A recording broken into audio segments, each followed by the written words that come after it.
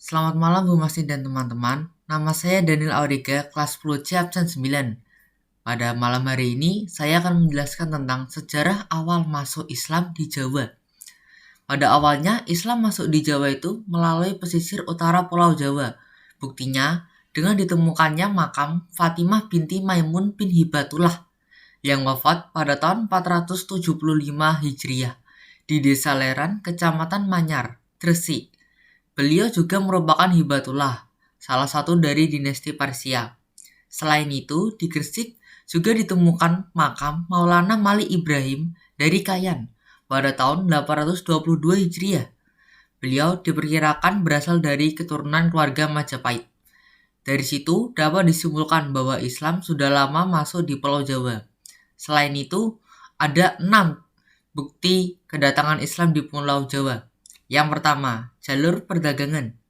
Jalinan hubungan Indonesia dengan Arab, India, dan Persia sudah ada sejak tahun 7 Masehi. Di samping itu, para pedagang juga menyebarkan kebudayaan dan agama Islam. Yang kedua, pernikahan. Sebagian para pedagang tinggal dengan penduduk setempat, yang pada akhirnya para pedagang tersebut menikah dengan penduduk. Yang ketiga, kesenian. Penyebaran agama Islam juga dilakukan lewat jalur kesenian, mulai dari seni wayang, seni musik, seni ukir, seni gamelan, dan seni kaligrafi. Dan yang keempat, yaitu politik. Pengaruh kekuasaan raja sangat berpengaruh bagi masyarakat.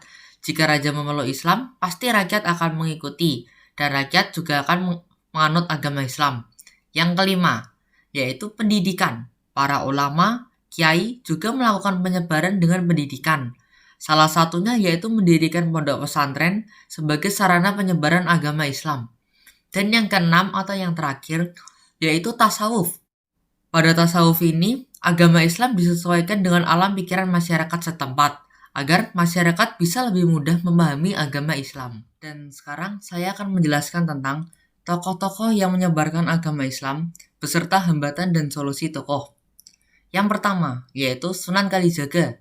Dalam menyebarkan agama Islam, Sunan Kalijaga mengalami hambatan, yaitu beliau harus menyesuaikan ajarannya dengan masyarakat di Jawa. Karena pada waktu itu, masyarakat di Jawa masih memeluk agama Hindu dan Buddha. Solusi yang dilakukan Sunan Kalijaga yaitu beliau mengekspos unsur-unsur tasawuf dan akhlakul karimah. Dengan begitu, menjadikan wayang kulit sebagai media pendidikan dan dakwah, dengan menampilkan tokoh-tokoh pewayangan yang menjadi favorit rakyat. Ke dalam pewayangan, hampir seluruh cerita dipintaskan dan dialog-dialognya tentang tasawuf dan akhlakul karimah.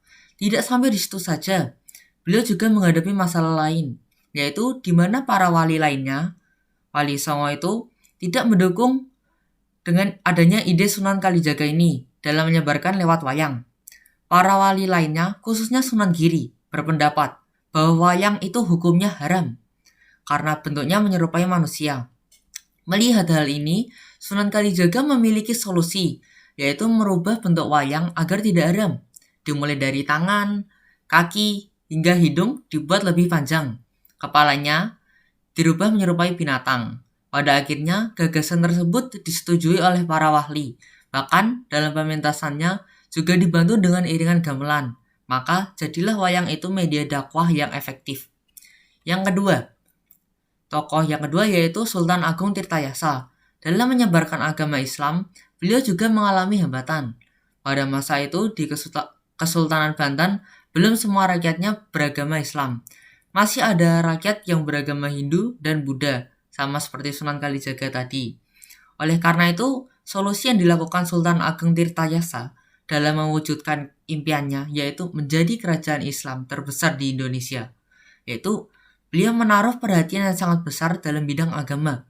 Buktinya, beliau mengangkat Syekh Yusuf sebagai mufti kerajaan, di mana tugas Syekh Yusuf ini menjadi penasihat sultan dan menyelesaikan masalah agama yang ada di kesultanan.